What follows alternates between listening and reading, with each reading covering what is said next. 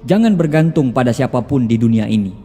Bahkan bayanganmu pun akan meninggalkan kamu saat kamu berada dalam gelapnya malam. Manusia terlahir di dunia ini tercipta sebagai petualang, menyusuri kerasnya hidup dalam berbagai rintangan, tantangan, dan hambatan.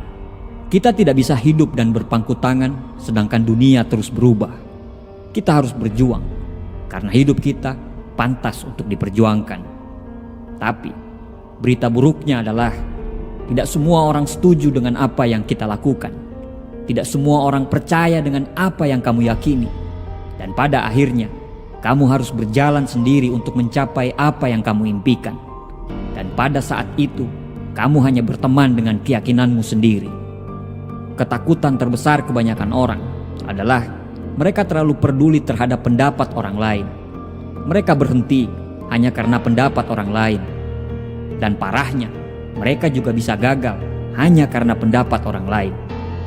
Saat kamu sudah bisa untuk tidak mendengarkan pendapat orang lain, artinya kamu sudah memiliki mental seorang pemenang. Karena seorang pemenang tidak pernah terikat dengan pendapat orang lain terhadap dia. Pemenang itu bebas dan berani menghadapi semua ketidakpastian. Kita bisa hidup bila tidak melakukan apa-apa. Kita bisa hidup bila selalu mengekor kepada orang lain.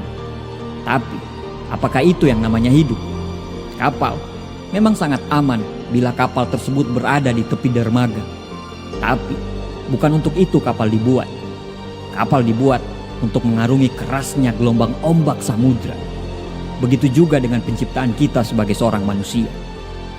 Buat apa kita hidup kalau hidup kita selalu mengikuti arus? Buat apa kita hidup kalau hidup kita selalu bergantung pada orang lain? Buya Hamka pernah berkata, kalau hidup hanya sekedar hidup, babi hutan pun hidup. Kalau kerja hanya sekedar kerja, kera di hutan pun bekerja.